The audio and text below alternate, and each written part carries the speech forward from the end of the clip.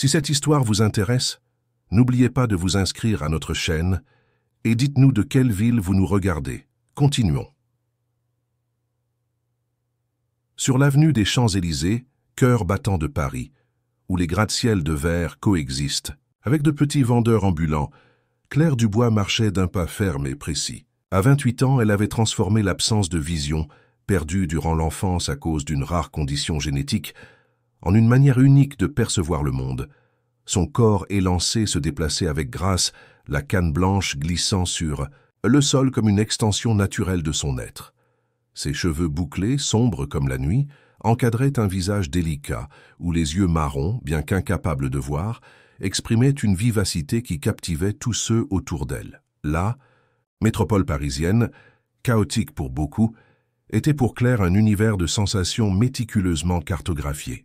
L'arôme du café de la boulangerie de Madame Moreau, au coin de la rue de Rivoli, le brouhaha caractéristique de la station Concorde du métro à 6 heures du soir, la chaleur qui émanait de l'asphalte les jours d'été, tout cela composait le puzzle sensoriel qu'elle avait appris à déchiffrer avec maestria au fil des années.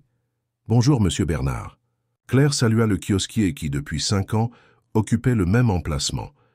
« Vous portez cette eau de Cologne à la lavande que votre petite fille vous a offerte pour votre anniversaire, n'est-ce pas? »« Tout à fait, Claire. Tu as un meilleur. N'est que les chiens policiers, » plaisanta le vieil homme, tout en lui tendant un bonbon à la menthe, rituel qui se répétait chaque matin. En ce jeudi ensoleillé, Claire décida d'explorer un chemin alternatif vers son travail de consultante. En accessibilité à la mairie, le jardin du Louvre était fermé pour rénovation et elle voulut en profiter pour découvrir le quartier du Marais par un itinéraire différent. Elle descendit 2 stations avant son arrêt habituel et s'orientant grâce aux sons et aux souvenirs des instructions qu'elle avait recherchées, s'aventura dans des rues arborées où le silence contrastait avec le centre frénétique de la ville. C'est alors que, distraite par la mélodie d'un merle, sa canne rencontra un portail entr'ouvert. Curieuse par nature, Claire perçut par l'écho et le brusque changement de température qu'elle était arrivée dans un espace vaste et ombragé. Le parfum de jasmin et le son distant d'eau courante indiquaient un jardin bien entretenu. Sans hésiter, elle fit quelques pas en avant, enchantée par la quiétude qu'elle y trouva. « Puis-je vous aider ?» Une voix grave et mélodieuse brisa le silence, la faisant sursauter. « Pardonnez-moi, je n'avais pas l'intention d'entrer, » répondit Claire, ajustant la bandoulière de son sac sur son épaule. « Le portail était ouvert et j'ai simplement... »« Ne vous inquiétez pas, » interrompit la voix, maintenant plus proche. « Je suis Étienne Laurent, c'est ma résidence. » Étienne, 45 ans, était l'un des entrepreneurs les plus prospères du pays. Propriétaire d'une holding technologique qui avait révolutionné le marché national, il avait amassé une fortune considérable, mais restait discret, évitant les projecteurs qui attiraient tant d'autres hommes de son statut. Grand, de stature athlétique et aux cheveux grisonnants précocement, il portait dans son regard une gravité qui intimidait au premier abord, mais qui cachait une sensibilité rare. « Claire Dubois », se présenta-t-elle, tendant la main vers la voix. « Encore désolé pour cette intrusion, j'explore de nouveaux chemins aujourd'hui. » Leurs mains se rencontrèrent, et quelque chose d'inexplicable se produisit. Étienne, habituellement réservé et même froid avec les étrangers, ressentit une connexion immédiate avec cette jeune femme qui, malgré sa cécité évidente, démontrait une assurance que lui, avec toute sa richesse et son pouvoir, n'avait jamais réussi à atteindre. « Vous semblez bien connaître la ville », commenta-t-il, tout en la guidant doucement vers un banc de pierre sous un magnolia centenaire. « La ville est pour moi une symphonie de sensations », expliqua Claire en souriant. « J'ai appris à entendre les notes que beaucoup ignorent dans la précipitation du quotidien. » La conversation coula avec une naturalité surprenante. Étienne découvrit que Claire travaillait au secrétariat municipal des personnes handicapées, où elle aidait à développer des projets d'inclusion. Elle, à son tour, apprit que l'entrepreneur, malgré toute son influence, vivait pratiquement reclus dans ce manoir depuis le décès de son épouse, 5 ans auparavant. « Monsieur Laurent. » « A de la visite ?» La voix d'une dame interrompit leur dialogue, ramenant Étienne à la réalité. « Oui, Madame le Roi, voici Claire. Pouvez-vous nous apporter un café, s'il vous plaît, ou préférez-vous du thé ?» demanda-t-il, se tournant vers la jeune femme. Le prince, « Café sera parfait, » répondit-elle, enchantée par cette hospitalité inattendue. Tandis que la gouvernante s'éloignait, Claire perçut le bruissement de feuilles de papier rapidement rassemblées. « Vous travaillez » demanda-t-elle, curieuse. « Juste quelques idées griffonnées » répondit Étienne, avec une pointe d'embarras dans la voix. « Rien d'important. » Ce qu'Étienne ne révéla pas, c'est que ces papiers contenaient les ébauches d'un projet social auquel il pensait depuis des mois, mais qu'il n'avait jamais eu le courage de concrétiser. Un projet pour donner visibilité et opportunité aux personnes handicapées qui, comme il le savait secrètement, affrontaient des barrières invisibles pour la majorité de la société. Madame Leroy revint avec un plateau contenant café, biscuits, faits maison et fruits frais. L'arôme du café de qualité fit sourire Claire, reconnaissant un grain spécial. Café du sud de la Bourgogne, torréfaction moyenne, servi à la température idéale, commenta-t-elle, à l'étonnement d'Étienne. « Comment le savez-vous » demanda-t-il véritablement impressionné. « Mon père était barista », expliqua-t-elle avec une touche de nostalgie. « J'ai grandi parmi les grains de café et appris à les identifier par leur arôme. » Le temps passa inaperçu, tandis qu'il discutait de musique, une autre passion partagée, de littérature et des défis d'une ville comme Paris pour les personnes handicapées. Quand Claire consulta finalement la montre tactile à son poignet, elle s'alarma en réalisant qu'elle était en retard pour une réunion importante. « Je dois partir », dit-elle, se levant rapidement. « Ce fut un plaisir de vous rencontrer, monsieur Laurent. »« Étienne, je vous en prie, » corrigea-t-il, se levant également. « Laissez-moi vous proposer un transport. »« Ce n'est pas nécessaire, » répondit Claire avec un sourire confiant. « Paris et moi avons un accord de coexistence pacifique depuis des années. » Avant qu'Étienne ne puisse insister, une sonnerie stridente interrompit la conversation. C'était le téléphone de Claire, annonçant un appel vidéo qu'elle prit immédiatement, activant la fonction d'audio-description. « Claire, où es-tu ? La réunion avec le secrétaire commence dans 20 minutes. » La voix anxieuse de Sophie, son assistante, résonna dans le jardin. « J'arrive, Sophie. Demande à Nicolas de préparer la présentation. »« J'y serai dans 15 minutes, » répondit Claire avec le calme de celle qui était habituée au défi. Terminant l'appel, elle prit congé d'Étienne, qui l'accompagna jusqu'au portail, intriguée par cette femme qui semblait défier toutes les attentes. « Claire, » l'appela-t-il alors qu'elle était déjà sur le trottoir, « j'aimerais vous inviter à dîner la semaine prochaine. J'ai une proposition qui pourrait vous intéresser. » Elle hésita un instant, mais quelque chose dans la voix d'Étienne, une sincérité rare de nos jours, la fit accepter. « Mardi à 19h, » répondit-elle, « et apportez votre proposition et un bon vin. » Avec un sourire qui illumina son visage, Claire s'éloigna d'un pas décidé, laissant derrière elle un Étienne Laurent complètement fasciné, et pour la première fois depuis des années, véritablement plein d'espoir quant à l'avenir. Le mardi arriva plus vite que Claire ne l'avait espéré. Durant les jours qui s'écoulèrent depuis la rencontre fortuite avec Étienne, elle se surprit plusieurs fois à se remémorer leur conversation dans le jardin, intriguée par l'invitation et la mystérieuse proposition. Dans l'appartement modeste qu'elle occupait dans le quartier du Marais, Claire choisit soigneusement sa tenue, optant pour une robe midi en soie bleu pétrole, une pièce spéciale que son amie Julie avait décrite comme « la couleur de l'océan profond ».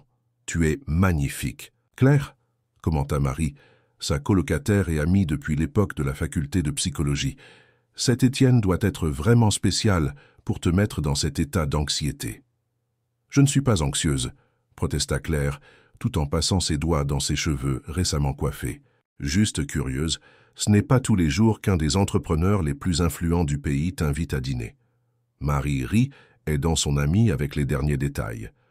Quoi qu'il veuille te proposer, souviens-toi, tu n'as pas besoin d'accepter. Quelque chose qui n'a pas de sens pour toi. À 19h précises, la sonnette retentit. À la surprise de Claire, Étienne avait choisi de venir la chercher personnellement, au lieu d'envoyer un chauffeur comme on aurait pu s'y attendre de quelqu'un de sa position. La ponctualité est une vertu rare de nos jours, commenta Claire en ouvrant la porte, reconnaissant immédiatement le parfum discret d'Étienne. Tout. Comme la sincérité, répondit-il, lui tendant un petit bouquet de lys qu'il savait être ses fleurs préférées, information qu'il avait discrètement recherchée après leur première rencontre. Le restaurant choisi par Étienne se trouvait au sommet d'un des immeubles les plus exclusifs de la ville. La terrasse parisienne était connue non seulement pour sa gastronomie, impeccable, mais aussi pour sa discrétion, qualité que l'entrepreneur valorisait par-dessus tout. « Vue imprenable ?» demanda Claire avec un sourire espiègle, tandis qu'elle était guidée par le maître d'hôtel vers une table réservée. Étienne sourit, admirant la façon dont elle abordait sa condition sans apitoiement. L'horizon de Paris illuminé avec Montmartre en toile de fond, mais j'avoue préférer observer comment vous percevez l'environnement d'autre façon. Et de fait, alors qu'Étienne voyait les lumières de la ville, Claire absorbait l'expérience à travers ses autres sens. L'acoustique parfaite qui permettait des conversations sans élever la voix, malgré l'affluence, l'arôme d'herbes fraîches provenant de la cuisine ouverte, la texture de la nappe de lin sous ses doigts.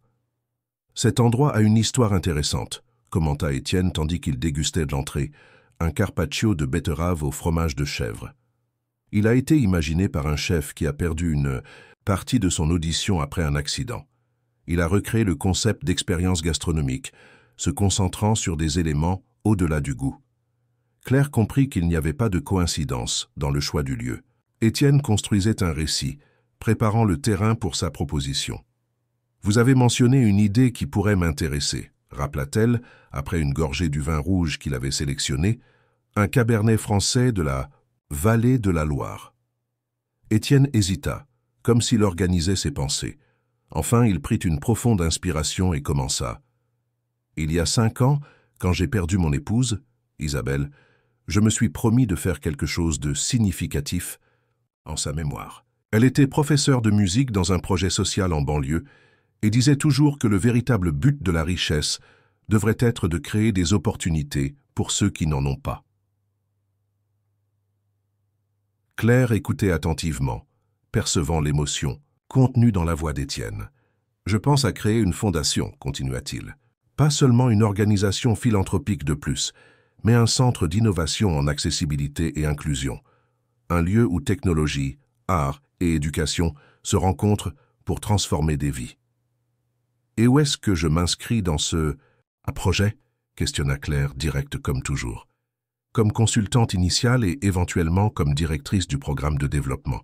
Votre expérience à la mairie, combinée à votre perspective unique, serait inestimable. » Claire posa ses couverts, absorbant la proposition. Elle était ambitieuse et alignée avec ses propres idéaux, mais quelque chose ne semblait pas complètement transparent. « Pourquoi moi, Étienne ? Paris regorge de consultants en accessibilité avec des CV impressionnants. Qu'est-ce qui vous... Ça fait me choisir après une seule conversation dans votre jardin. » La question prit Étienne au dépourvu. Il envisagea un moment de donner une réponse évasive, mais quelque chose dans la posture attentive de Claire exigeait l'honnêteté. « Parce que vous m'avez vu, » répondit-il finalement. « Pas l'entrepreneur, pas le millionnaire, mais la personne. Et parce que... » Il hésita à nouveau. « Parce que moi aussi je vis avec un handicap. » La révélation plana entre eux comme un secret enfin libéré. Étienne n'avait jamais partagé cela avec qui que ce soit, en dehors des médecins et de sa défunte épouse. « J'ai une condition neurodivergente, » expliqua-t-il, la voix maintenant plus basse. « Syndrome d'Asperger. Toute ma vie a été un effort. Constant pour décoder les complexités sociales qui semblent si naturelles pour les autres. Mon succès dans les affaires est venu en partie de cette capacité d'hyperfocalisation et de pensée systématique, mais les relations personnelles ont toujours été difficiles. » Claire tendit la main par-dessus la table, trouvant celle d'Étienne dans un geste de compréhension qui se passait de mots. « L'invisibilité est parfois plus isolante que la cécité, » commenta-t-elle doucement. « Au moins tout le monde peut voir ma canne et comprendre immédiatement que j'ai besoin de naviguer dans le monde différemment. » « Exactement, » acquiesça Étienne, surpris par la précision de l'observation. « J'ai passé ma vie à construire des masques sociaux si élaborés que j'oublie parfois qui je suis réellement. » Le reste du dîner se déroula dans une conversation profonde sur les expériences partagées, les défis surmontés et les rêves encore à réaliser. Étienne expliqua en détail sa vision pour la fondation. Un espace innovant dans l'ancien hôtel particulier historique qu'il possédait dans le Marais, combinant technologie d'assistance, formation professionnelle et expression artistique pour les personnes handicapées. « Je veux que le lieu soit autosuffisant, » expliqua-t-il tandis qu'il partageait un dessert de fruits rouges à la crème de vanille. Pas une institution caritative, mais un centre d'excellence qui montre la valeur économique et sociale de la véritable inclusion. À mesure que la soirée avançait, Claire se sentait de plus en plus impliquée par la proposition. Il y avait de la sincérité dans les paroles d'Étienne, une conviction qui transcendait le simple discours philanthropique. « J'ai besoin de quelques jours pour réfléchir, » dit-elle finalement. « C'est une décision importante, quitter mon travail à la mairie pour un projet encore embryonnaire. »« Je comprends parfaitement, » répondit Étienne. « Mais avant que vous ne décidiez, j'aimerais vous montrer quelque chose. Acceptez-vous de m'accompagner à un endroit spécial samedi prochain ?» Intriguée, Claire accepta. Durant le trajet de retour vers son appartement, la conversation dériva vers des sujets plus légers, films, livres et souvenirs d'enfance. Ils découvrirent, à leur mutuelle surprise, qu'ils avaient tous deux grandi dans de petites villes de province, ne déménageant dans la capitale qu'à l'âge adulte. « Nous sommes arrivés », annonça Étienne, se garant devant l'immeuble de Claire. « Merci pour cette soirée. C'était libérateur. » « Merci pour l'invitation et pour votre confiance, » répondit-elle, consciente à quel point cette révélation personnelle avait été significative pour lui. À samedi alors. En entrant dans l'appartement, elle trouva Marie encore éveillée, impatiente de connaître les détails. Alors, quelle était la proposition mystérieuse? Claire sourit, s'asseyant sur le canapé et retirant ses chaussures avec un soupir de soulagement. « Il veut créer une fondation pour l'inclusion et l'accessibilité, » expliqua-t-elle, « et il veut que j'en fasse partie. Ouah, c'est incroyable !»« Claire, » s'exclama Marie véritablement enthousiasmée, « tu vas accepter ?»« Je ne sais pas encore, » confessa Claire. « Il y a quelque chose d'autre dans cette histoire, Marie. Quelque chose qui me dit que cette rencontre n'était pas un simple hasard. » Cette nuit-là, tandis qu'elle essayait de s'endormir, Claire se remémorait chaque détail de la conversation. Ce qui l'intriguait le plus n'était pas la proposition en soi, mais la vulnérabilité qu'Étienne avait démontrée en révélant sa condition. Dans un monde où les apparences supplantaient souvent l'authenticité, ce geste représentait un courage qu'elle ne pouvait ignorer. De l'autre côté de la ville, dans son manoir silencieux du 16e arrondissement, Étienne restait lui aussi éveillé, révisant mentalement les plans pour la fondation avec un enthousiasme qu'il n'avait pas ressenti depuis des années. Pour la première fois depuis le départ d'Isabelle, il entrevoyait un but qui transcendait l'accumulation de richesses et de pouvoir. En clair, il avait trouvé non seulement une partenaire potentielle pour son projet, mais quelqu'un qui le comprenait à un niveau que peu avaient atteint. Le destin, avec sa mystérieuse sagesse, avait placé sur son chemin exactement la personne qui pourrait l'aider à transformer ses rêves en réalité. Maintenant, il ne restait plus qu'à espérer qu'elle accepterait de faire partie de ce voyage. Le samedi se leva avec une bruine fine, typique de Paris, enveloppant la ville d'un manteau argenté. Claire attendait dans le hall de son immeuble, protégée par un parapluie rouge, quand la voiture d'Étienne se gara ponctuellement à 9 heures. Il sortit précipitamment pour l'aider, mais sourit en la voyant déjà marcher avec assurance dans sa direction, se guidant au son du moteur. « Bonjour !» salua Étienne, admirant l'aisance avec laquelle elle se déplaçait. « J'espère que la pluie ne contrarie pas nos plans. »« La pluie apporte les meilleurs parfums de la ville, » répondit Claire, refermant son parapluie. « L'asphalte mouillé, les arbres, même le béton, tout prend une nouvelle dimension. » Durant le trajet, Étienne resta mystérieux quant à leur destination, répondant aux questions de Claire par des évasions pleines d'humour. Après environ 30 minutes, la voiture quitta les avenues les plus fréquentées pour s'engager dans des rues étroites pavées qui annonçaient un quartier historique. « Nous sommes dans le Marais », informa-t-il finalement, en se garant. « Je vais vous montrer le lieu que j'imagine pour la fondation. » Ils marchèrent quelques mètres, jusqu'à s'arrêter devant un imposant hôtel particulier du début du XXe siècle, avec des traits de l'architecture néoclassique qui marquaient ce quartier. Le son de leurs pas résonnait sur le parquet en bois, tandis qu'ils pénétraient dans l'espace vide, avec des fenêtres hautes qui, malgré le jour nuageux, assuraient un éclairage généreux. « Cet endroit a une histoire fascinante », commença Étienne, guidant Claire à travers le vaste hall d'entrée. Il a été construit en 1912 par un aristocrate qui avait fait fortune dans le textile. Dans les années 50, il est devenu une école de musique, puis il a abrité un journal communautaire, jusqu'à son abandon dans les années 90. J'ai acheté le bâtiment il y a 3 ans, sans objectif précis. Je ne voulais simplement pas voir un patrimoine historique de plus démoli pour faire place à un parking. Claire glissait ses doigts sur les murs, sentant les textures du crépi ancien, le bois des chambranles, les détails en fer forgé des escaliers. L'hôtel particulier semblait lui parler à travers ces petits éléments tactiles. Il a 3 étages, continua Étienne, en plus d'un sous-sol qui peut être transformé en studio d'enregistrement. Au rez-de-chaussée, j'imagine un espace culturel ouvert au public, avec café, librairie et galerie d'art. Le 2e étage serait destiné à des salles de classe et laboratoires de technologie d'assistance, et le 3e étage abriterait les bureaux administratifs. Pendant qu'il parcourait les différentes pièces, Étienne détaillait sa vision, et Claire complétait avec des suggestions pratiques, basées sur son expérience. Sol tactile, signalisation en braille, système d'audio-description, intégré à l'architecture, rampe d'accès. Cet endroit a une acoustique impressionnante, observa-t-elle, lorsqu'ils arrivèrent dans un salon circulaire qui, selon Étienne, avait été l'ancien auditorium de l'école de musique. Pour le démontrer, Claire commença à fredonner doucement une mélodie, testant comment le son résonnait contre les murs. Étienne s'arrêta, complètement absorbé. La voix de Claire, claire et juste, remplissait l'espace d'une façon presque magique. Quand elle termina, il y eut un moment de silence respectueux.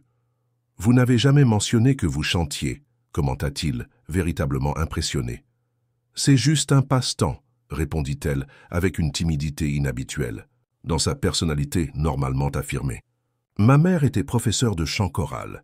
J'ai grandi entouré de partitions et de répétitions. »« Votre voix est extraordinaire », affirma Étienne, une idée commençant à se former dans son esprit. « Avez-vous déjà pensé à en faire quelque chose de professionnel ?» Claire sourit, secouant la tête. « La vie avait d'autres plans pour moi. Mon énergie a toujours été concentrée sur la conquête d'un espace professionnel dans un monde qui n'est pas toujours préparé pour des personnes comme moi. » Ils poursuivirent leur exploration, arrivant finalement à une grande terrasse à l'arrière de l'hôtel particulier où un jardin abandonné attendait des soins pour renaître. La pluie avait donné une trêve et l'arôme de terre mouillée se mêlait à celui des fleurs sauvages qui poussaient spontanément.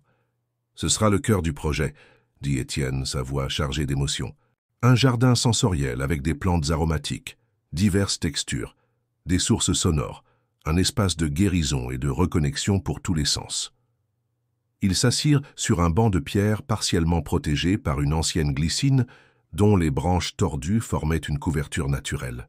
Étienne sortit de son sac à dos une bouteille thermos avec du café et 2 tasses, servant soigneusement. « Alors, » commença-t-il après un moment de contemplation silencieuse, « qu'en pensez-vous? Arrivez-vous à visualiser le potentiel ?» « Un plus que cela, » répondit Claire, tenant la tasse entre ses mains pour absorber sa chaleur. « Je peux le sentir.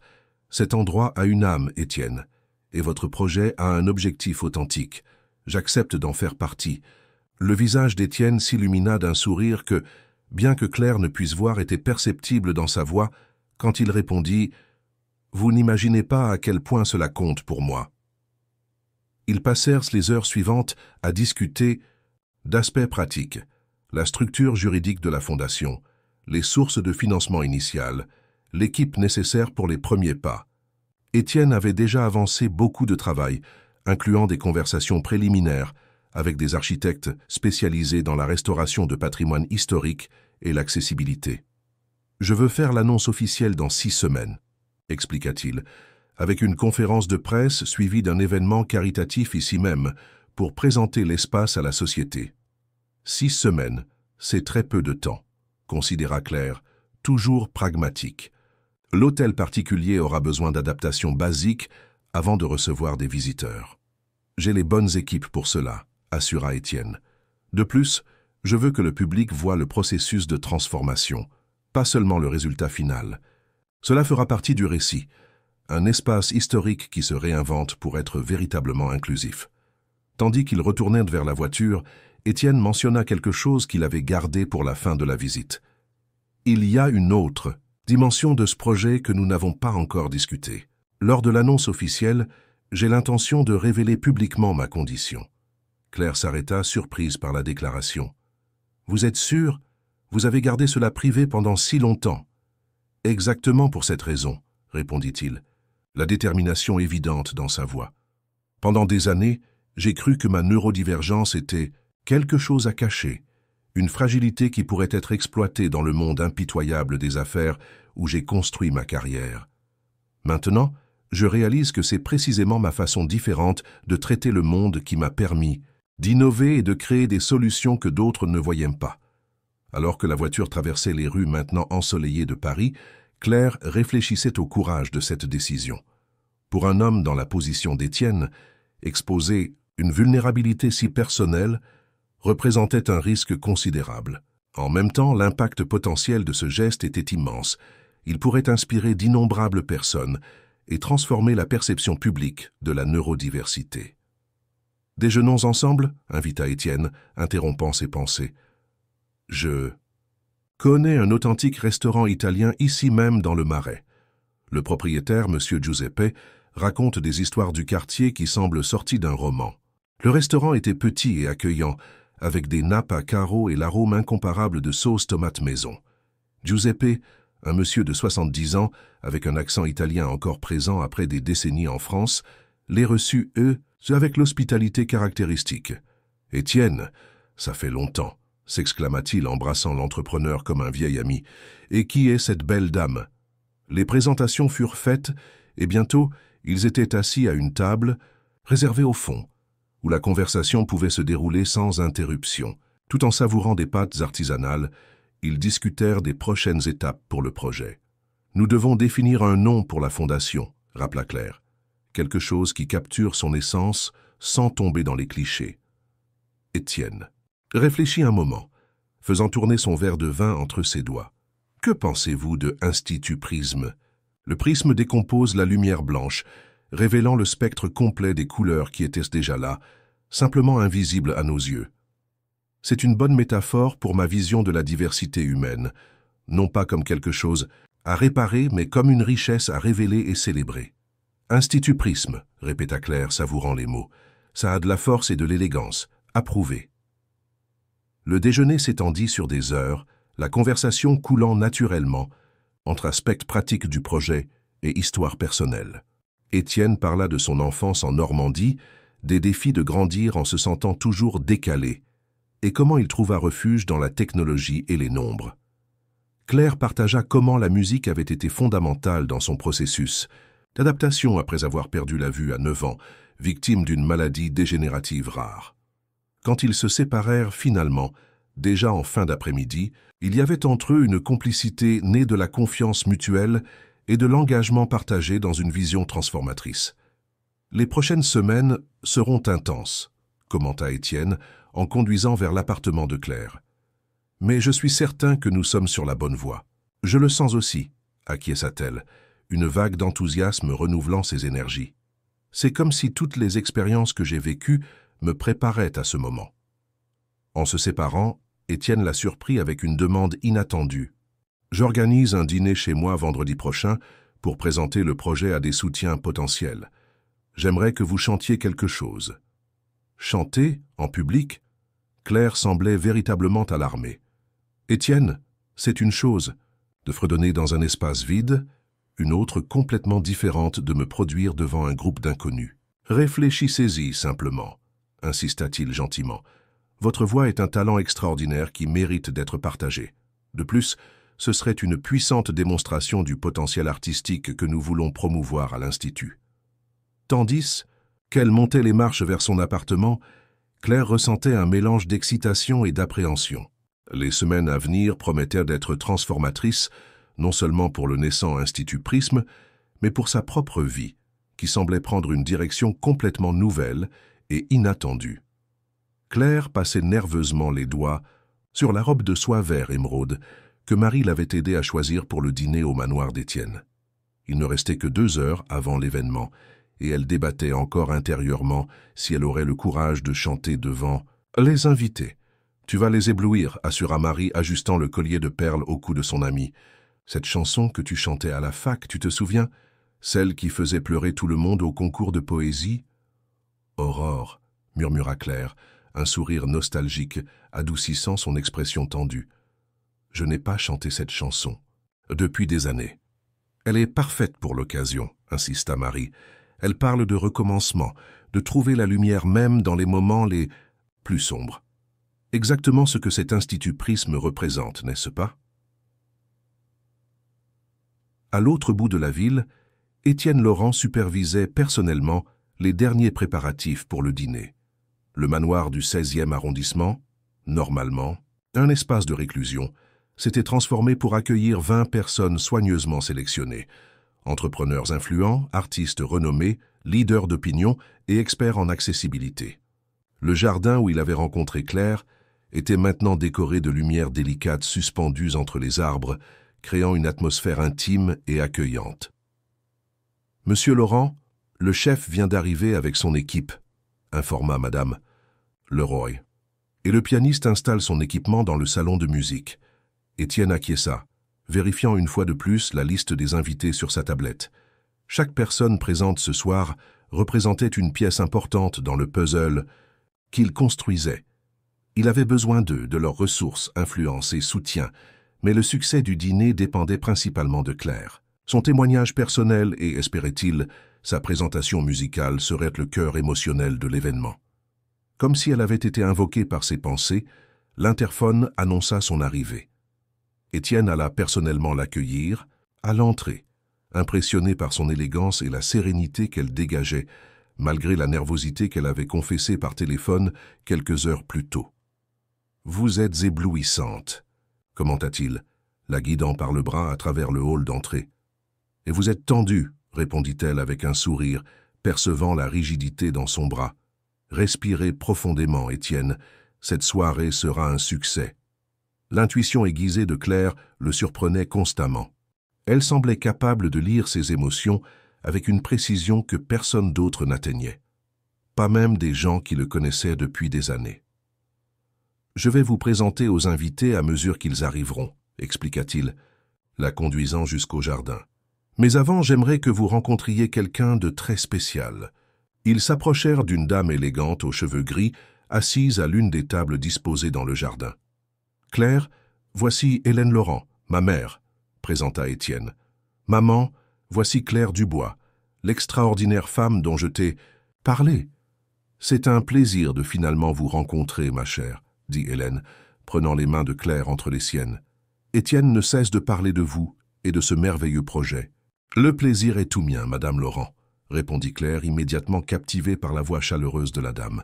« Votre fils est un homme à la vision rare. » Et au cœur plus grand qu'il ne le croit lui-même, compléta Hélène, avec la connaissance profonde que seule une mère possède. Depuis tout petit, Étienne voyait des modèles et des possibilités qui échappaient aux autres. Je me souviens de lui démontant des montres à 5 ans, fasciné par la précision des engrenages. Le monde a toujours été un puzzle complexe pour lui à déchiffrer. La conversation fut interrompue par l'arrivée des premiers invités. Bientôt, le jardin se remplit de voix animées, tandis qu'Étienne circulait, présentant Claire comme l'inspiration et cofondatrice de l'Institut Prisme. Parmi les présents se trouvait Mathilde Renard, influente journaliste spécialisée dans les causes sociales, connue pour son émission sur la plus grande radio de Paris. « Je suis fasciné par le concept de l'Institut », commenta-t-elle, tandis qu'il savourait des canapés préparés par le chef étoilé qu'Étienne avait engagé. L'approche multidisciplinaire, combinant technologie et art, est vraiment innovante. L'innovation réside dans la reconnaissance que l'inclusion véritable n'est pas d'adapter des personnes diverses à un monde standardisé, mais de redessiner le monde pour accueillir la diversité humaine dans toute sa richesse, expliqua Claire, articulant avec éloquence la philosophie qu'elle et Étienne avaient affinée au cours des dernières semaines. À mesure que la soirée avançait, Claire percevait l'impact que ses paroles provoquaient. Des invités arrivés sceptiques, attendant simplement un projet philanthropique superficiel de plus, commençaient à manifester un intérêt authentique. Le réseautage habile d'Étienne, combiné à l'authenticité et aux connaissances techniques, de Claire formait un duo irrésistible. Après le dîner, servi à une longue table disposée sous les arbres illuminés, Étienne invita tout le monde à se diriger vers le salon de musique pour un moment spécial. Le cœur de Claire s'accéléra. L'heure était venue. Le salon, avec son acoustique impeccable et son piano à queue soigneusement accordé, fit silence quand Étienne prit la parole. Il remercia tous les présents, puis, avec une émotion palpable dans la voix, commença à parler de son propre parcours. « Durant toute ma vie, j'ai caché une partie fondamentale de qui je suis », révéla-t-il. « J'ai grandi et construit ma carrière en vivant avec le trouble du spectre autistique, spécifiquement ce qu'on appelait autrefois le syndrome d'Asperger. Pour beaucoup, cela peut sembler surprenant. Après tout, j'ai créé l'image d'un entrepreneur confiant et socialement habile. Mais cette image a eu un coût énorme. Des années de thérapie, d'études méticuleuses du comportement social, de masques soigneusement construits pour naviguer dans un monde qui ne comprend pas toujours les esprits neurodivergents. » Un silence absolu s'empara de la salle. Quelques invités échangèrent des regards surpris, tandis que d'autres acquiesçaient en signe de reconnaissance, comme s'ils confirmaient des soupçons jamais verbalisés. L'Institut Prisme naît de ce lieu de vulnérabilité transformé en force, continua Étienne. Je crois que nos différences, qu'elles soient visibles ou invisibles, ne sont pas des obstacles à surmonter, mais des perspectives uniques à célébrer et à partager. Et pour illustrer le pouvoir transformateur de l'art comme véhicule d'expression, j'ai l'honneur de présenter Claire Dubois, dont la voix extraordinaire vous entendrez pour la première fois, comme j'ai eu le privilège de l'entendre récemment. Claire sentit un frisson parcourir sa colonne vertébrale quand Étienne la conduisit au centre de la pièce, la positionnant près du piano. Le pianiste qu'elle avait brièvement rencontré avant le dîner joua les premières notes de l'introduction « Caresse Aurore », la chanson que Marie avait suggérée. Pendant un moment, la panique menaça de la dominer. Mais alors, fermant les yeux, un geste naturel pour qui vivait dans une obscurité permanente, Claire respira profondément et laissa la musique couler. Sa voix, d'abord hésitante, gagna en force et en confiance à chaque note, remplissant l'espace d'une beauté si pure que plusieurs invités ne purent contenir leurs larmes. La chanson parlait d'un voyage à travers la nuit, de l'espoir qui persiste même dans les heures les plus sombres, de l'aube qui arrive inévitablement après l'obscurité. La métaphore ne pouvait être plus appropriée pour le moment qu'il vivait, la naissance d'un projet dédié à illuminer des potentiels auparavant invisibilisés. Quand la dernière note se dissipa dans l'air, il y eut un instant de silence respectueux avant que la salle n'explose en applaudissements. Claire, émue, sentit Étienne s'approcher et prendre sa main, la guidant dans une petite révérence. C'était transcendant, chuchota-t-il à son oreille, la voix émue. L'impact de la présentation fut immédiat. Des invités qui semblaient, auparavant poliment intéressés, entouraient maintenant Claire et Étienne, offrant un soutien concret à l'Institut. Mathilde Renard, la journaliste, demanda l'exclusivité pour la première interview officielle. Un architecte renommé spécialisé en design universel offrit ses services pro bono pour certaines adaptations de l'hôtel particulier. Un couple d'entrepreneurs du secteur technologique s'engagea à faire un don substantiel pour équiper le laboratoire de technologie d'assistance. « Votre voix est un don, Claire », commenta Hélène Laurent, s'approchant tandis que les invités conversaient avec animation. « Vous devriez la développer professionnellement. »« Ce n'est qu'un hobby, » répondit Claire, encore déconcertée par la réaction qu'elle avait provoquée. « Ma chère, quand quelque chose touche les gens de cette façon, cela transcende le statut de hobby, » insista la dame. « Cela devient une responsabilité, un devoir de partager ce don avec le monde. » Les paroles d'Hélène résonnèrent en Claire durant toute la soirée et les jours qui suivirent. Entre les réunions pour structurer juridiquement l'Institut Prisme, les visites, à l'hôtel particulier pour suivre le début des travaux d'adaptation et les interviews soigneusement sélectionnées, elle commença à considérer sérieusement la possibilité d'intégrer la musique à son travail de façon plus structurée. Une semaine après le dîner, Étienne la surprit en arrivant à l'hôtel particulier avec une proposition inattendue. « J'ai parlé avec mes contacts dans l'industrie musicale, » expliqua-t-il, tandis qu'il marchait dans le jardin arrière, où une équipe de paysagistes commençait à mettre en œuvre le projet du jardin sensoriel.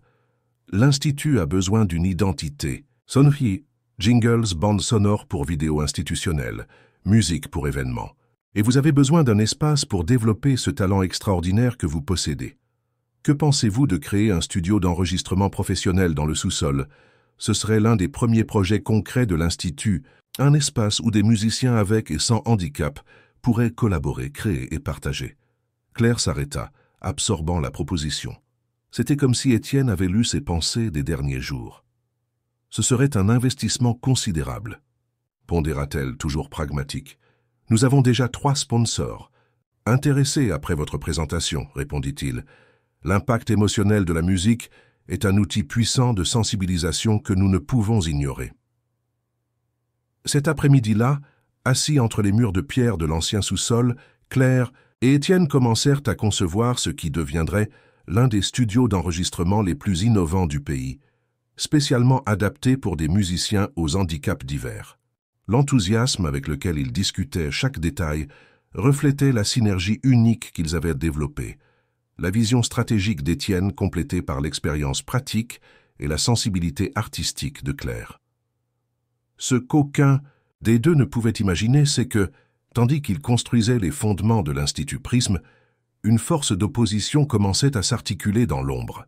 Philippe Mercier, ancien rival d'Étienne dans le monde des affaires, observait avec un intérêt croissant les nouvelles concernant la nouvelle entreprise de l'entrepreneur. Pour Philippe, cette soudaine exposition de la vulnérabilité d'Étienne n'était qu'une stratégie marketing, et il était déterminé à le prouver, même s'il fallait pour cela détruire le naissant Institut Prisme et tous les rêves qu'il représentait. Dans le penthouse luxueux avec vue sur le jardin du Luxembourg, Philippe Mercier contemplait la ville tout en faisant tourner lentement son verre de whisky entre ses doigts.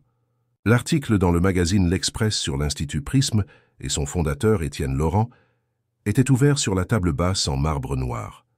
La photo montrait Étienne aux côtés de Claire Dubois, tous deux souriant devant l'hôtel particulier, air historique du Marais, maintenant en pleine rénovation.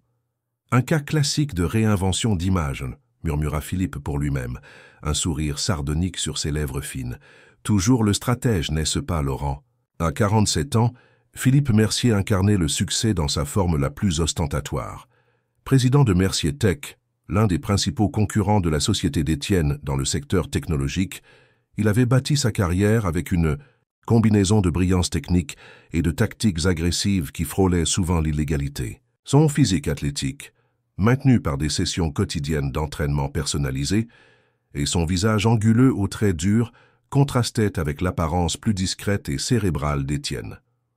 Audrey, appela-t-il, et son assistante, apparut promptement à la porte du bureau. Organisez une réunion avec Pascal Bertrand. Dites que c'est urgent. Pascal Bertrand était un reporter d'investigation connu pour ses articles polémiques et ses méthodes discutables. C'était lui qui, 5 ans auparavant, avait publié une série de reportages insinuant des irrégularités dans l'acquisition d'une start-up par l'entreprise d'Étienne.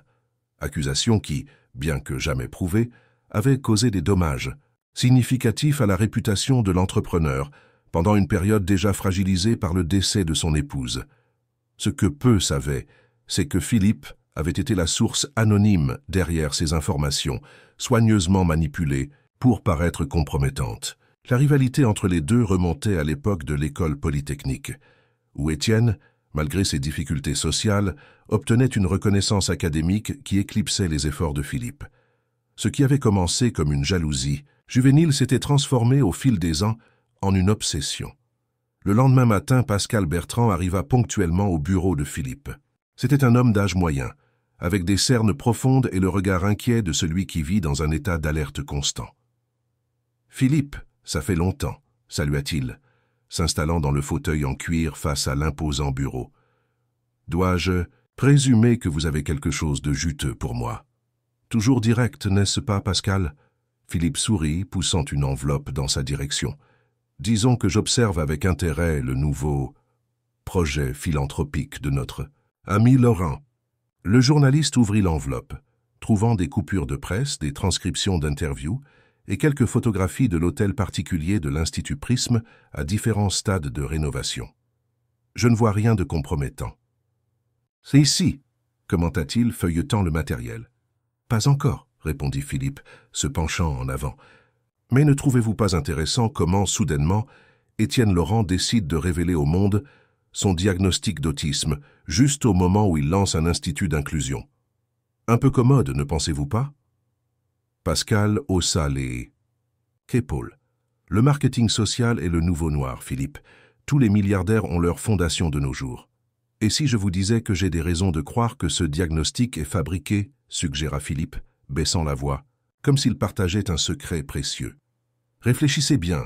Un entrepreneur confronté à des problèmes de réputation après votre série de reportages, ayant besoin de réinventer son image publique. Quoi de plus parfait que de s'approprier une cause sociale en vogue? Le journaliste parut plus intéressé. Auriez-vous des preuves? C'est là que vous intervenez, répondit Philippe se renversant à nouveau. Je veux que vous enquêtiez sur cette Claire Dubois, la femme aveugle qui est apparue de nulle part et qui est maintenant cofondatrice de l'Institut. Il y a quelque chose de suspect dans toute cette histoire. Peut-être n'est-elle même pas réellement aveugle.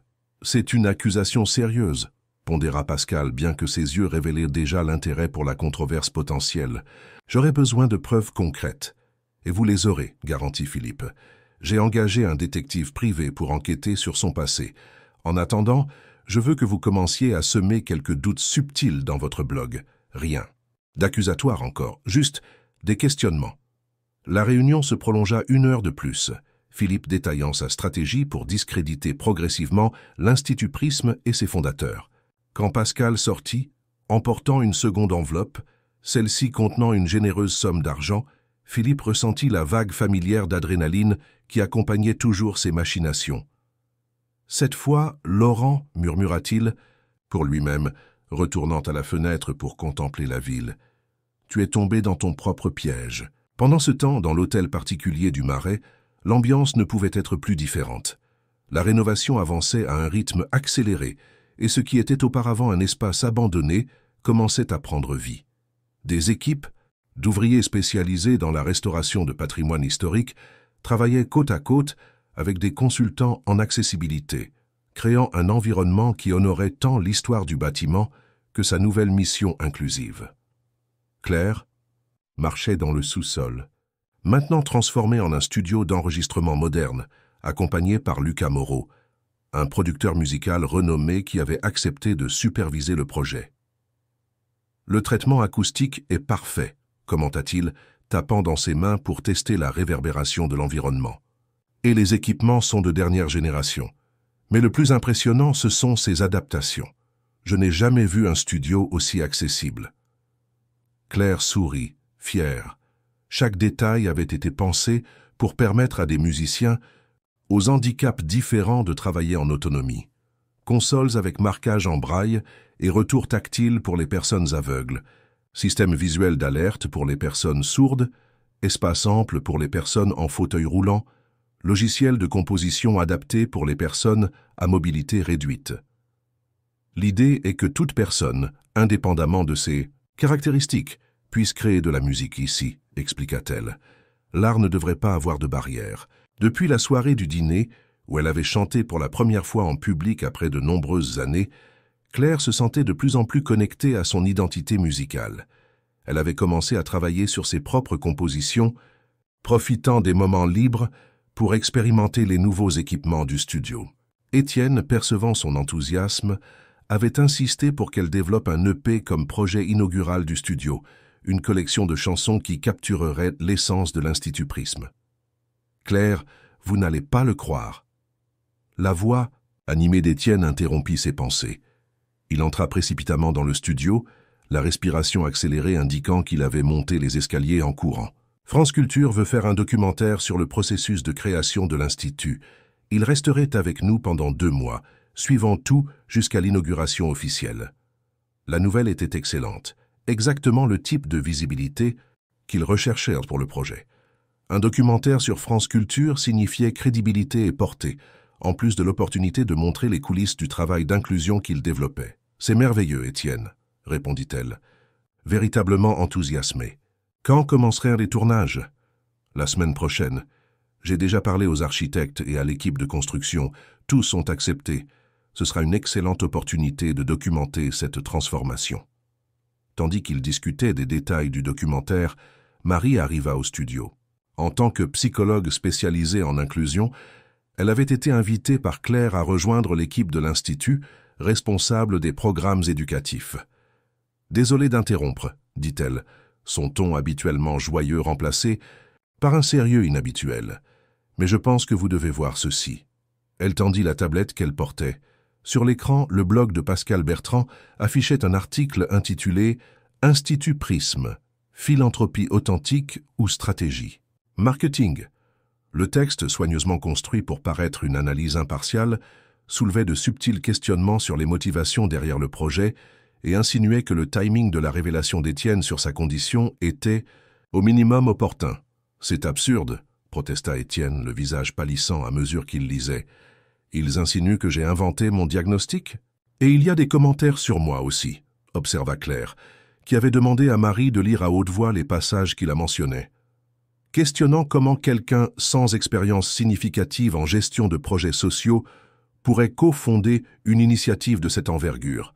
« C'est juste un blog sensationnaliste », tenta de rassurer Lucas, qui observait la scène. « Personne ne prend ce Pascal Bertrand au sérieux. »« Malheureusement, beaucoup de gens le prennent au sérieux, » corrigea Marie.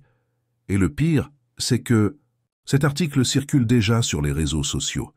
Plusieurs personnes le partagent en ajoutant leurs propres commentaires malveillants. » Étienne passa les mains dans ses cheveux, un geste que Claire avait déjà identifié comme un signe de son anxiété croissante. Elle s'approcha, touchant son bras en signe de réconfort. « Ne laissons pas cela nous affecter, » dit-elle fermement. « Notre travail parlera de lui-même. Quand l'Institut fonctionnera, quand les gens verront l'impact réel sur la communauté, ces questionnements disparaîtront. » La certitude dans la voix de Claire aida à calmer Étienne, mais il ne parvenait pas à écarter complètement l'inquiétude. Il connaissait bien le pouvoir destructeur que des rumeurs infondées pouvaient avoir. Il l'avait expérimenté des années auparavant, lorsque les insinuations concernant des irrégularités dans ses affaires avaient coïncidé avec la période la plus vulnérable de sa vie. « Je dois parler à notre service de presse », décida-t-il. « Nous allons émettre un communiqué réfutant clairement ces insinuations. » Dans les jours qui suivirent, l'équipe de l'Institut Prisme travailla ardemment pour contenir les dommages causés par l'article. Le communiqué officiel fut diffusé, soulignant l'engagement authentique d'Étienne envers la cause de l'inclusion et mettant en avant le parcours professionnel de Claire comme consultante en accessibilité à la mairie. Extérieurement, il semblait bien gérer la situation. Intérieurement, cependant, Étienne devenait de plus en plus tendu et renfermé. Claire, sensible au changement dans son comportement, se rendit compte qu'il commençait à remettre en question sa décision d'exposer publiquement sa condition. « J'ai toujours su qu'il y aurait de la résistance », confessa-t-il un soir, alors qu'il travaillait tard dans le bureau temporaire monté dans l'hôtel particulier. « Mais je ne m'attendais pas à ce qu'ils attaquent la légitimité de ma propre expérience. C'est précisément pour cela que notre travail est si important, » répondit Claire, s'asseyant à ses côtés. « Les gens ont tendance à discréditer ce qu'ils ne comprennent pas ou ce qui défie leur conception limitée. » La conversation fut interrompue par le téléphone d'Étienne. Il répondit, écouta quelques instants, et son visage se transforma en un masque d'inquiétude. « Que se passe-t-il » demanda Claire dès qu'il raccrocha.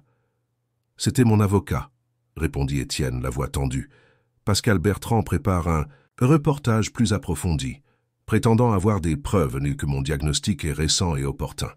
Apparemment, il a interviewé d'anciens camarades de l'école qui affirment n'avoir jamais remarqué aucun comportement autiste chez moi. »« C'est ridicule !» s'exclama Claire, indignée. « Comme si l'autisme était toujours visible ou comme si ses camarades étaient des spécialistes du sujet. »« Exactement. Mais le pire, » continua Étienne, sa voix baissant presque jusqu'à un murmure, « c'est qu'il enquête aussi sur vous, Claire. D'une façon ou d'une autre, il a découvert votre participation à cette chorale universitaire et se demande pourquoi quelqu'un avec un talent musical évident abandonnerait la carrière artistique, insinuant qu'il y a des incohérences dans votre histoire. » Un silence pesant s'installa entre eux. Les implications étaient claires. Quelqu'un essayait délibérément de discréditer non seulement l'Institut Prisme, mais aussi les histoires personnelles de ses fondateurs. « Qui ferait cela ?» demanda finalement Claire, l'indignation cédant, la place à la perplexité. « Et pourquoi ?» Étienne respira profondément, un nom surgissant immédiatement dans son esprit. « J'ai un soupçon, » répondit-il. Quelqu'un qui a déjà essayé de me nuire auparavant et qui aurait beaucoup à gagner en voyant ce projet échouer. Philippe Mercier, conclut Claire, se rappelant les histoires qu'Étienne avait partagées sur son ancien rival.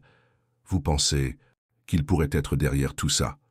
Je n'ai pas de preuves, admit Étienne, mais je connais ses méthodes. Cela porte sa marque. Manipuler les informations pour créer des doutes, attaquer les réputations, déstabiliser émotionnellement ses cibles.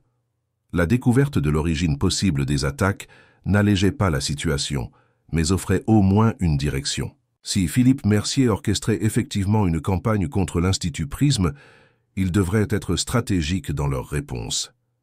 Nous ne reculerons pas, décida Claire, la détermination évidente dans sa voix.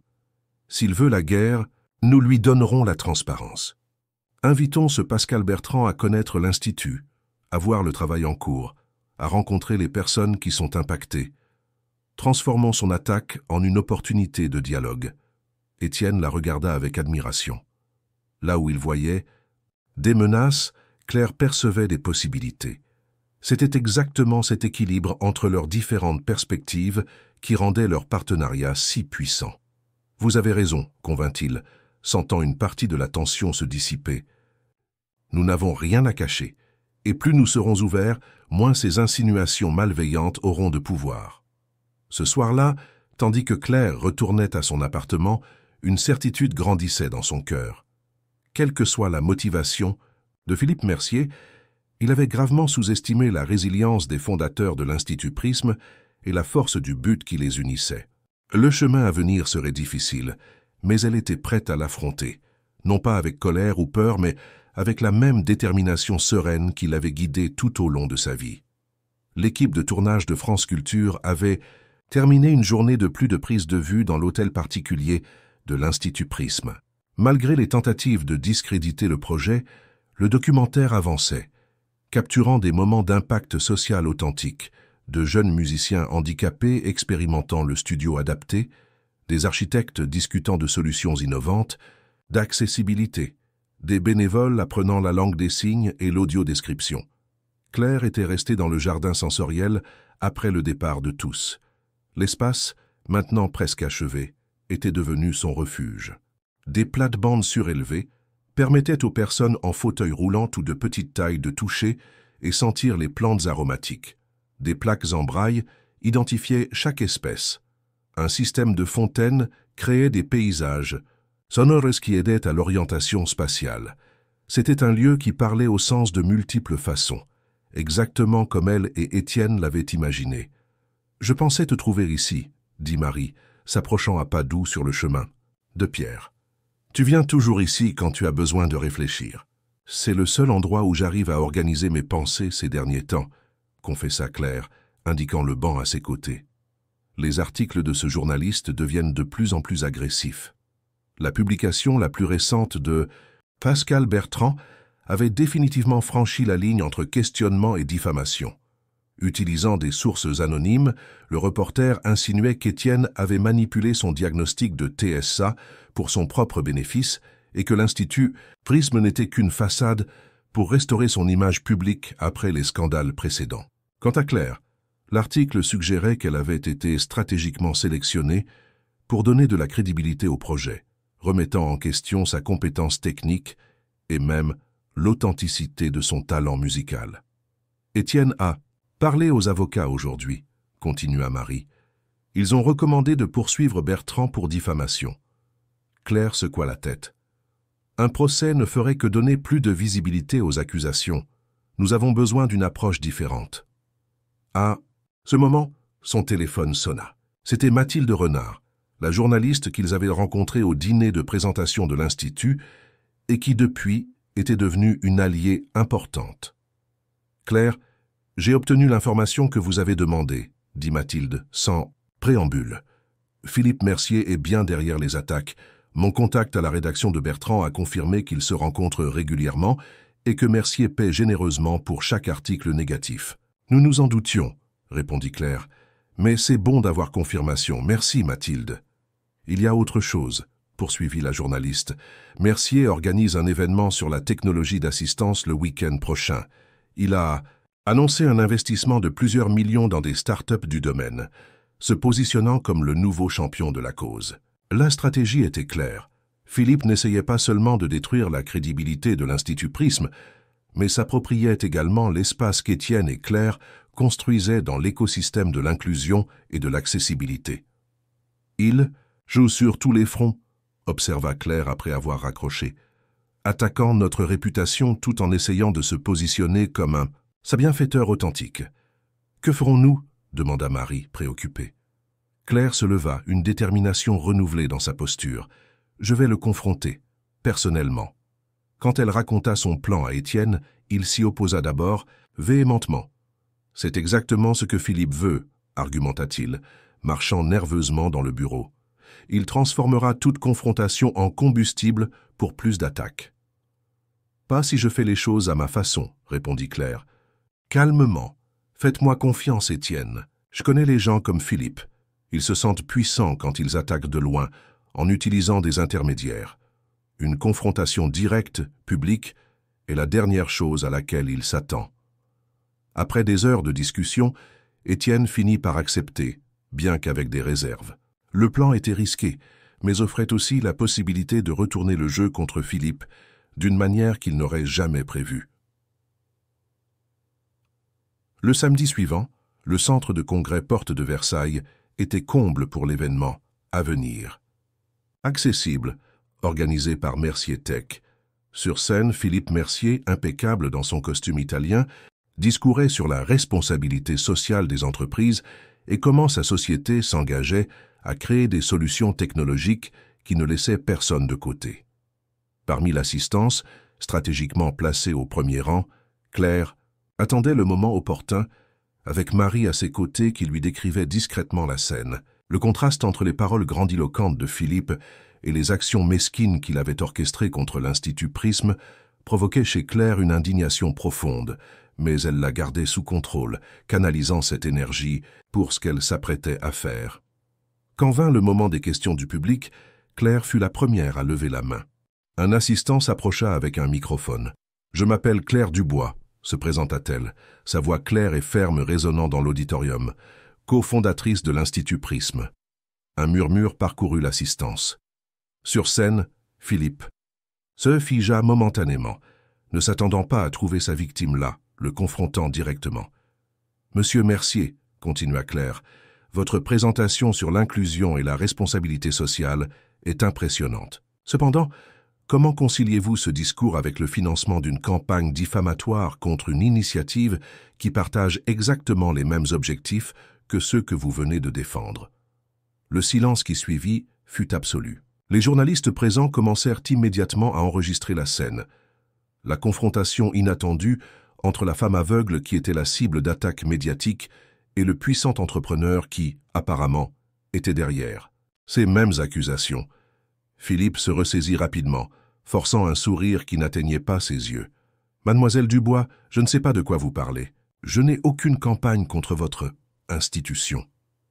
J'ai des preuves concrètes de vos rencontres régulières avec le journaliste Pascal Bertrand, qui a publié des informations délibérément fausses sur l'Institut Prism et ses fondateurs, » répondit Claire, gardant son sang-froid. « Et plus important, j'ai avec moi aujourd'hui des personnes dont la vie a été transformée par le travail que nous réalisons, le même travail que vous tentez de discréditer tout en vous présentant comme défenseur de la même cause. » Son signal, un groupe de personnes se leva dans l'assistance, des musiciens du studio de l'Institut, des participants aux ateliers de technologie d'assistance, des bénévoles du programme de formation. Parmi eux se trouvait Lucas Moreau, le producteur musical qui supervisait le studio. « Êtes-vous déjà venu à l'Institut Prism, Monsieur Mercier ?» demanda Claire. « Avez-vous déjà parlé avec les personnes que nous aidons? Avez-vous vu le travail que nous accomplissons ?» Philippe hésita, clairement mal à l'aise face à la situation. Les caméras des journalistes continuèrent d'enregistrer chaque expression, chaque mot. « Je ne suis pas ici pour discuter de votre institut, » tenta-t-il, cherchant à reprendre le contrôle. « Cet événement concerne les initiatives de Mercier Tech. »« Exactement, » acquiesça Claire, le surprenant. « Et c'est pourquoi je suis venu faire une invitation publique. Visitez l'Institut Prism. Découvrez notre travail. Si vous vous souciez vraiment de l'accessibilité et de l'inclusion, Comme vous l'affirmez, je suis certaine que nous trouverons des points communs. Après tout, les causes authentiques ne devraient pas générer de la compétition, mais de la collaboration. » L'assistance éclata en applaudissements spontanés. La proposition de Claire était irréfutable dans sa simplicité et son authenticité. Philippe se trouvait dans une position impossible. Refuser serait admettre implicitement le manque d'intérêt réel pour la cause. Accepter signifierait rencontrer les personnes qui l'avaient tenté de nuire. « J'aimerais également inviter tous les présents, » continua Claire, profitant du moment. « Vendredi prochain, nous organiserons un événement ouvert à l'Institut. Venez découvrir le travail que nous développons, participer à nos ateliers, expérimenter nos installations. Tous sont bienvenus, y compris vous, Monsieur Mercier, et le journaliste Bertrand. » D'autres applaudissements suivirent. Philippe, réalisant qu'il avait complètement perdu le contrôle de la situation, tenta une dernière manœuvre. « J'apprécie votre enthousiasme, mademoiselle Dubois, » dit-il, forçant un ton conciliant, « et j'accepte votre invitation. Après tout, comme vous l'avez bien dit, nous travaillons tous pour le même objectif. » Quand Claire quitta l'événement, accompagnée par Marie et le groupe de l'Institut, les journalistes présents l'entourèrent, avides de déclarations. Avec la même clarté et fermeté qu'elle avait démontrée lors de la confrontation, elle résuma la situation. L'Institut Prisme est né de la conviction que la diversité humaine est une force à célébrer, non un problème à résoudre. Nous invitons Monsieur Mercier parce que nous croyons au dialogue et à la possibilité de transformation. Notre porte est ouverte à tous ceux qui souhaitent sincèrement construire un monde plus inclusif, même ceux qui, pour des raisons qu'eux seuls connaissent, ont initialement choisi de nous attaquer au lieu de connaître notre travail. La nouvelle de la confrontation et de l'invitation publique se répandit rapidement. En quelques heures, les réseaux sociaux bouillonnaient avec la vidéo du moment et le hashtag Visiter Institut Prisme devenait l'un des sujets les plus commentés. Le sort s'était retourné contre l'enchanteur. La campagne de diffamation orchestrée par Philippe amplifiait maintenant la visibilité positive de l'Institut. Quand Claire arriva finalement à l'hôtel particulier pour retrouver Étienne, il l'attendait anxieusement, ayant suivi les développements par téléphone. « Vous avez été brillante, » dit-il, l'embrassant spontanément, un geste rare pour quelqu'un avec ses difficultés de contact physique. « Vous avez transformé une attaque en une opportunité de montrer exactement qui nous sommes. » La question maintenant est, va-t-il réellement se présenter ? S'interrogea Claire, tandis qu'il marchait dans le jardin sensoriel, son lieu. De réflexion. Connaissant Philippe, il viendra, répondit Étienne, non par intérêt authentique, mais parce qu'il est maintenant acculé par l'opinion publique. La question est ce que nous ferons quand il sera ici. Nous montrerons exactement ce que nous sommes, répondit Claire simplement. Sans artifice, sans performance, juste notre travail, notre équipe, les personnes que nous aidons. La vérité est notre meilleure défense.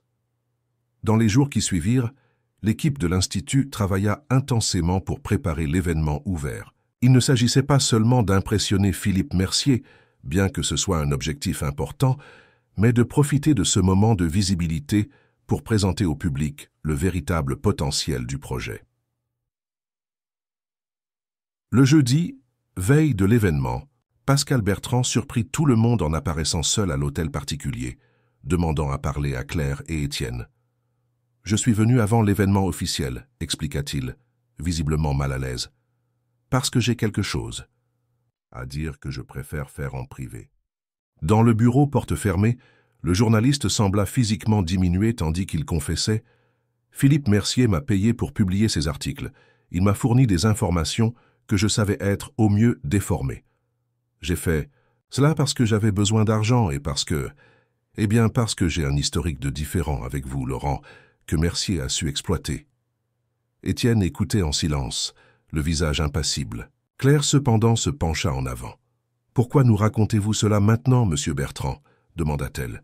« Parce que j'ai franchi une limite, » admit-il. « Une chose est de publier des spéculations sur les affaires, une autre complètement différente est d'attaquer un projet social et des personnes handicapées. Après avoir vu cette vidéo de la confrontation, j'ai réalisé que j'étais devenu exactement le type de personne que j'ai toujours critiqué dans mes reportages éthiques. » Le journaliste posa sur la table une clé USB. « Voici toutes les communications entre Mercier et moi, incluant des transferts financiers et les orientations qu'il m'a données sur quoi publier. Je suis prêt à venir demain et à faire une rétractation publique pendant l'événement.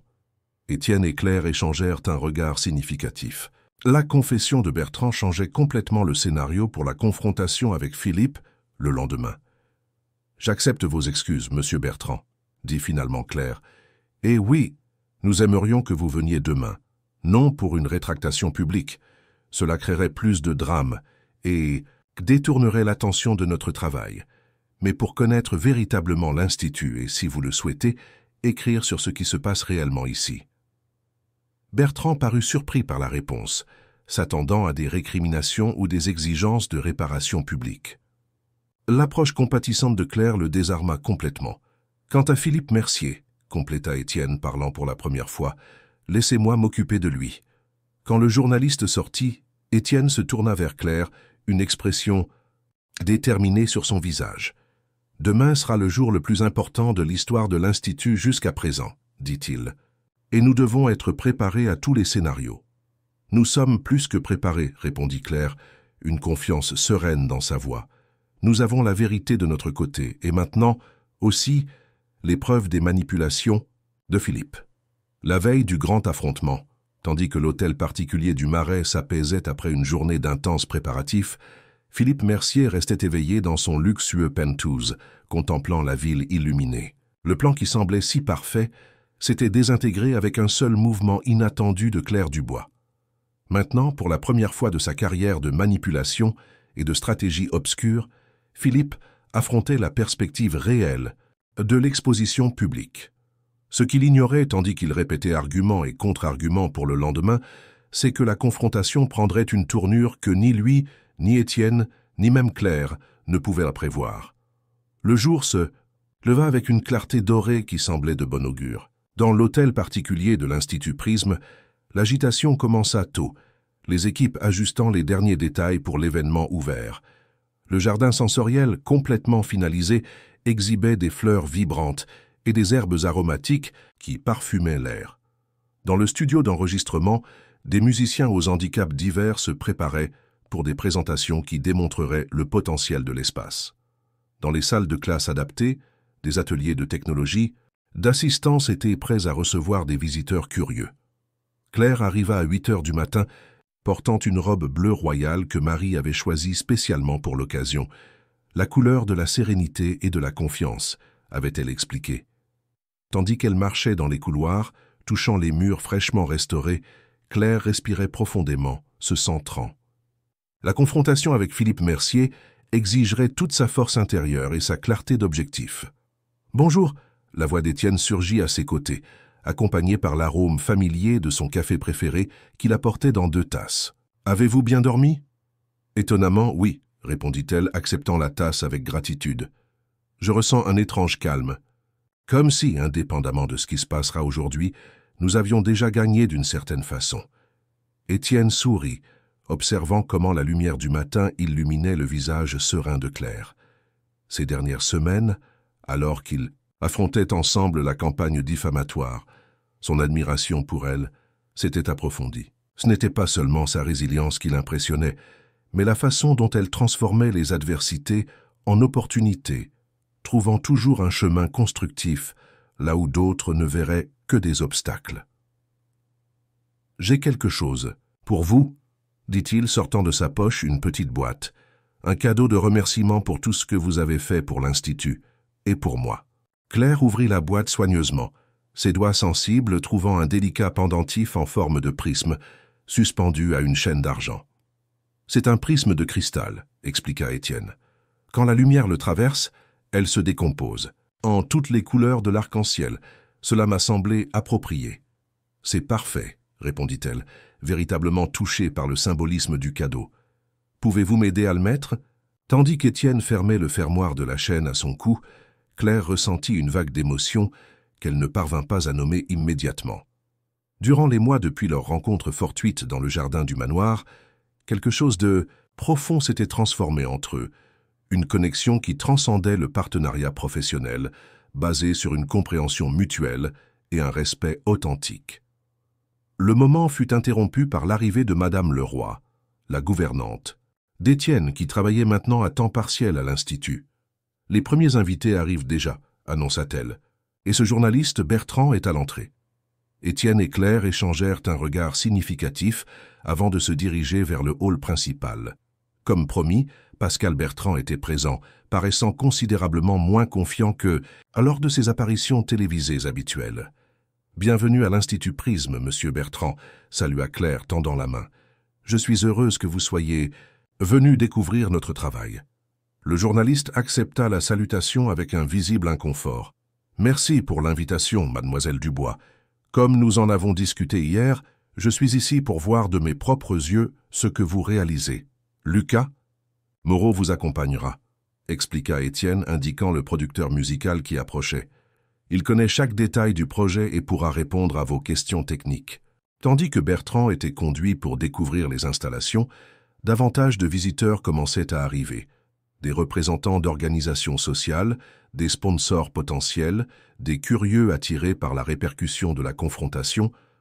Lors de l'événement de Philippe, et à la satisfaction de Claire, plusieurs personnes aux handicaps divers qui avaient vu la nouvelle et voulaient connaître l'espace. Vers 10 heures, alors que l'hôtel particulier était déjà rempli, le Pisazzo brouhaha à l'entrée annonça l'arrivée de Philippe Mercier. Il était accompagné de 2 assistants et d'une femme que Marie, discrètement, identifia pour Claire comme étant Catherine Mercier, son épouse, une neurologue renommée spécialisée dans les troubles du neurodéveloppement. « Bienvenue. »« Philippe », salua Étienne, s'avançant avec une tranquillité qui surprit même Claire. « Et docteur Catherine, c'est un honneur de vous avoir parmi nous. Votre travail avec les enfants neurodivergents est admirable. » Philippe semblait tendu, ses yeux évaluant rapidement l'environnement bondé et les caméras de France Culture qui documentaient tout pour le futur documentaire. Clairement, il ne s'attendait pas à un événement de cette ampleur. « Merci pour l'invitation, » répondit-il sèchement. « Nous sommes curieux de découvrir le travail que vous développez ici. »« Claire sera votre guide, » dit Étienne, l'indiquant. « Personne ne connaît mieux ce projet qu'elle. » La suggestion prit Philippe au dépourvu. Il s'attendait clairement à confronter Étienne directement, pas à être conduit par la femme qui l'avait défié publiquement quelques jours auparavant. Catherine, en revanche, parut genuinement intéressée, s'avançant pour saluer Claire. « Votre défi lors de l'événement de mon mari était courageux, » commenta-t-elle à voix basse, « et nécessaire. » La sincérité dans la voix de la médecin surprit Claire, qui perçut immédiatement un allié potentiel inattendu. La visite de l'Institut commença par le jardin sensoriel, où un groupe d'enfants aveugles participait à un atelier de reconnaissance des plantes par le toucher et l'odorat. Claire expliquait avec passion chaque détail du projet, des considérations techniques d'accessibilité aux principes philosophiques qui orientèrent le travail.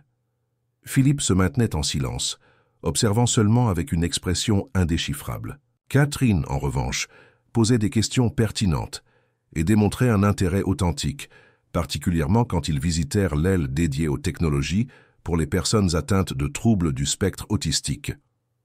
Ce système de communication alternative a été développé spécifiquement pour les non-verbaux, expliqua Claire, présentant un prototype d'application créé par l'équipe technologique de l'Institut.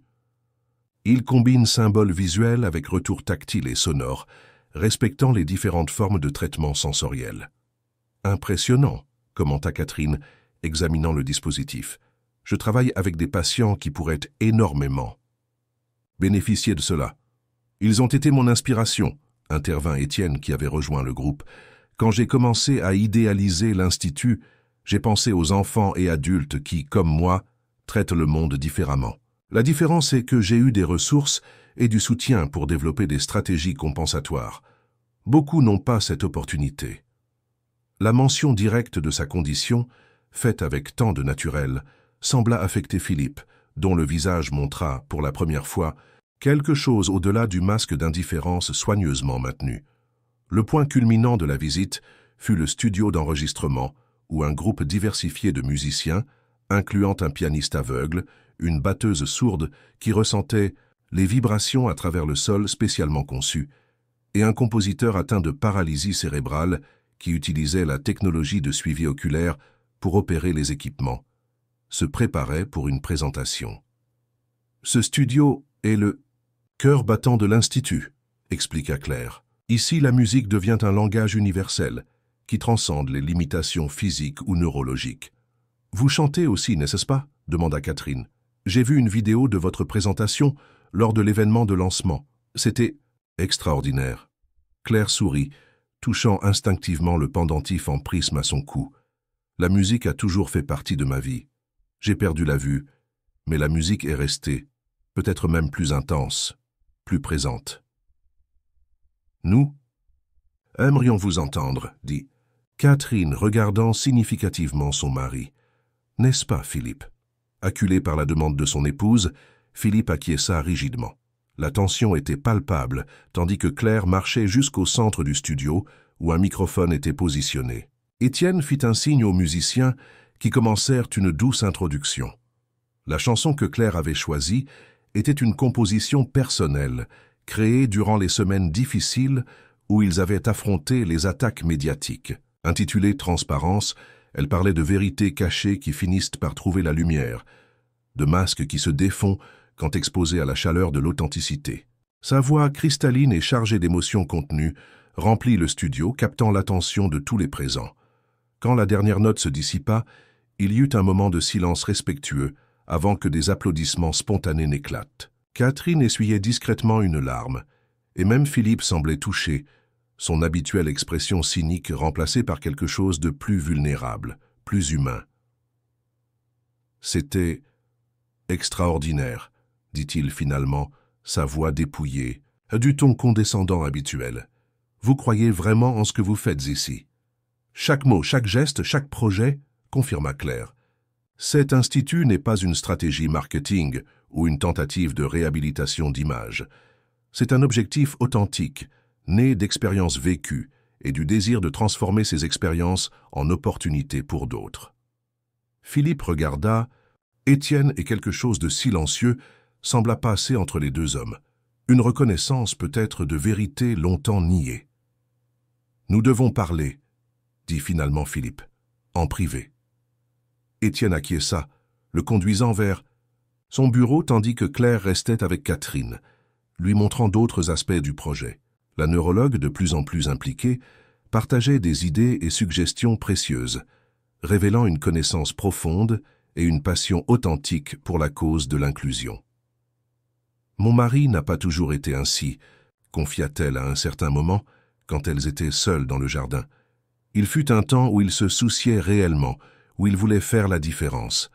Mais le monde des affaires peut être impitoyable, et Philippe, disons qu'il a perdu son chemin à un moment donné. Les gens peuvent retrouver leur chemin, répondit Claire doucement. Je crois profondément en cela. Dans le bureau, une conversation difficile se déroulait entre les anciens rivaux.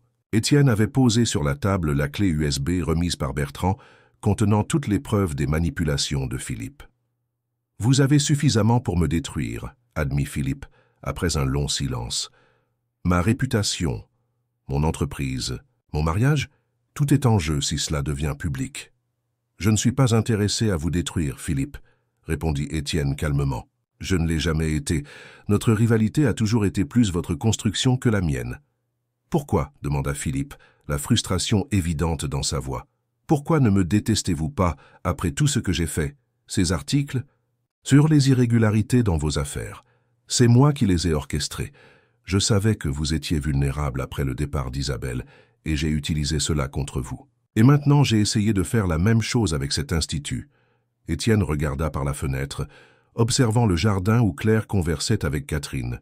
« Parce que j'ai appris, de la manière la plus difficile, que la haine consume. Davantage celui qui hait que celui qui est haï. J'ai perdu mon épouse, affronté des scandales fabriqués, passé des années isolé dans ma propre douleur. Que gagnerais-je à vous haïr ?» Philippe parut véritablement perplexe face à la réponse. « Alors, que voulez-vous ?»« Je veux que vous arrêtiez, » répondit Étienne simplement. « Pas seulement les attaques contre l'Institut, mais toute cette guerre personnelle sans sens. Et plus important, je veux que vous regardiez véritablement ce que nous construisons. Ici, et que vous vous demandiez, ne serait-il pas plus précieux de contribuer à quelque chose de significatif que d'essayer de le détruire ?» Un long silence suivit, durant lequel Philippe sembla livrer une bataille intérieure. Finalement, avec un profond soupir, il parla. « Vous avez raison, et la vérité est que je vous envie, Étienne. Je vous ai toujours envié. Pas seulement votre succès ou votre intelligence, mais votre intégrité. Même avec toutes vos difficultés sociales, vous avez toujours su qui vous étiez, vous avez toujours maintenu vos principes. Je me suis perdu en chemin. » La confession inattendue surprit Étienne, qui observait attentivement l'homme face à lui, non plus le rival implacable, mais quelqu'un de profondément conflictuel, luttant avec ses propres ombres. « Il n'est jamais trop tard pour redécouvrir son but, » dit finalement Étienne. « Je crois que vous avez beaucoup à contribuer, Philippe. Votre vision pour les technologies d'assistance, par exemple, si elle était authentique, elle pourrait transformer des vies. Pourquoi rivaliser quand nous pouvons collaborer ?» La conversation fut interrompue par un coup à la porte. C'était Catherine accompagnée de Claire. « Nous devons partir, » dit-elle à son mari. « Mais avant, j'aimerais faire une annonce. » De retour dans le hall principal, où les invités continuaient d'explorer les installations de l'Institut, Catherine demanda l'attention de tous. À ses côtés, Philippe semblait nerveux, mais ne tenta pas de l'empêcher. « En tant que neurologue, spécialisé en neurodiversité, j'ai été profondément impressionné par le travail développé ici, » commença-t-elle. « Et en tant que directrice de la Fondation Mercier pour la recherche neurologique, j'ai le plaisir d'annoncer un partenariat officiel avec l'Institut Prisme. » Un murmure surpris parcourut l'assemblée. Claire, aux côtés d'Étienne, le sentit se tendre brièvement avant de se détendre. « Ce partenariat, » continua Catherine, « inclura le financement de recherches conjointes, le développement de technologies d'assistance et des programmes éducatifs pour les professionnels de santé. Nous croyons qu'en unissant nos forces, nous pouvons créer un impact bien plus grand qu'en travaillant séparément. » Les applaudissements qui suivirent furent enthousiastes. Philippe, initialement rigide, sembla progressivement absorber l'énergie positive du moment. Quand les regards se tournèrent vers lui, attendant ses paroles, il respira profondément avant de parler. « Je voudrais également m'excuser publiquement pour les récents malentendus. Le travail de l'Institut Prisme est légitime et nécessaire et j'ai commis une erreur en le remettant en question. Je suis engagé dans ce partenariat et impatient de contribuer positivement à partir de maintenant. » Ces paroles, bien que clairement préparées et encore chargées d'une certaine formalité défensive, représentaient un premier pas significatif. Étienne et Claire échangèrent un regard complice. Ce n'était pas une victoire au sens conventionnel, mais une opportunité de transformation qui bénéficierait à tous. Le reste de l'événement se déroula dans une atmosphère de célébration et de possibilités. L'équipe de tournage de France Culture captait des moments de connexion humaine authentique. Des enfants explorant le jardin sensoriel, des musiciens collaborant dans le studio, des visiteurs expérimentant des technologies innovantes qui rendaient le monde plus accessible. En fin d'après-midi, quand les derniers invités partaient, Claire se retrouva à nouveau dans le jardin, son refuge habituel. L'arôme des herbes et des fleurs s'intensifiait avec le coucher du soleil, créant une expérience sensorielle qui l'aidait toujours à organiser ses pensées. « Ce fut une journée extraordinaire », commenta Étienne, la rejoignant. « Vous avez transformé une confrontation potentiellement destructrice en une opportunité de guérison et de collaboration. C'est rare. Je crois que les gens peuvent changer quand ils voient l'impact réel de leurs actions, » répondit Claire. « Philippe a choisi un chemin difficile aujourd'hui, admettre publiquement ses erreurs. Cela demande du courage. Vous voyez le meilleur chez les gens, même quand ils ne le méritent pas, » observa Étienne, une admiration évidente dans sa voix. « C'est un don précieux. »« Je vois des possibilités, » corrigea-t-elle gentiment. « Tout comme vous avez vu des possibilités dans un hôtel particulier abandonné, dans un jardin négligé, dans une femme aveugle qui a accidentellement envahi votre propriété. » Étienne sourit, se rappelant cette première rencontre qui semblait maintenant prédestinée. « Vous rencontrer a changé ma vie, Claire. Cela a donné un but à une existence devenue mécanique, prévisible, isolée. »« Vous avez aussi changé la mienne, » confessa-t-elle. « Vous m'avez fait redécouvrir la musique, croire en ma propre voix, littéralement. » Un silence confortable s'établit entre eux, rempli par les sons doux du jardin au crépuscule. Il y avait tant à dire, tant de sentiments encore non verbalisés, mais tous deux savaient qu'il y avait du temps, tout le temps du monde, pour explorer ce qui naissait entre eux. 3 mois plus tard, l'Institut Prisme fut officiellement inauguré avec une cérémonie qui réunit autorités, célébrités et, plus important, des centaines de personnes aux handicaps divers qui trouvaient désormais là un espace d'appartenance et de développement. Le documentaire de France Culture, intitulé « À travers le prisme », fut diffusé la même semaine, recevant l'acclamation de la critique et sensibilisant le public à la cause de l'inclusion. Le partenariat avec la Fondation Mercier se révéla authentiquement productif. Philippe, bien qu'il maintint encore une certaine réserve dans ses interactions avec Étienne, démontrait un engagement croissant envers les projets collaboratifs. Catherine était devenue une présence fréquente à l'Institut, contribuant avec son expertise médicale et établissant une amitié sincère avec Claire. L'EP Transparence, enregistré par Claire dans le studio de l'Institut, devint un phénomène inattendu sur les plateformes digitales. Sa voix unique, combinée à des paroles qui parlaient de dépassement de soi et d'autodécouverte, résonnait avec un public bien au-delà de celui initialement imaginé. Des invitations pour des présentations commencèrent à arriver et Claire, avec le soutien enthousiaste d'Étienne, s'autorisa à explorer cette nouvelle facette de son identité. Par un après-midi tranquille, tandis qu'il révisait les plans pour l'expansion de l'Institut vers d'autres villes, Étienne posa la question qu'il envisageait depuis des semaines. « Claire, croyez-vous au destin ?» Elle sourit, touchant le pendentif en prisme qu'elle retirait rarement de son cou. « Je crois aux possibilités qui se révèlent quand nous sommes ouverts à les voir. Pourquoi ? Parce que je suis de plus en plus convaincu que ce portail entrouvert, ce matin où vous avez envahi mon jardin, c'était l'univers conspirant en notre faveur, répondit-il. Comme si toute notre histoire antérieure, vos luttes, mes pertes, nos découvertes individuelles, était une préparation pour ce que nous construisons ensemble maintenant. Pas seulement l'Institut, conclut Claire doucement, complétant la pensée non verbalisée. Pas seulement l'Institut, confirma Étienne, prenant sa main entre les siennes. L'avenir s'ouvrait devant eux comme un prisme, multifacette, brillant, rempli de possibilités encore inexplorées.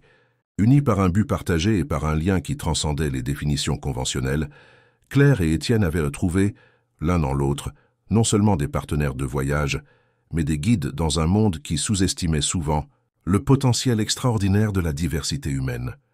L'Institut Prisme, né d'une rencontre fortuite et renforcée à travers les adversités, resterait comme un témoignage vivant que les plus grandes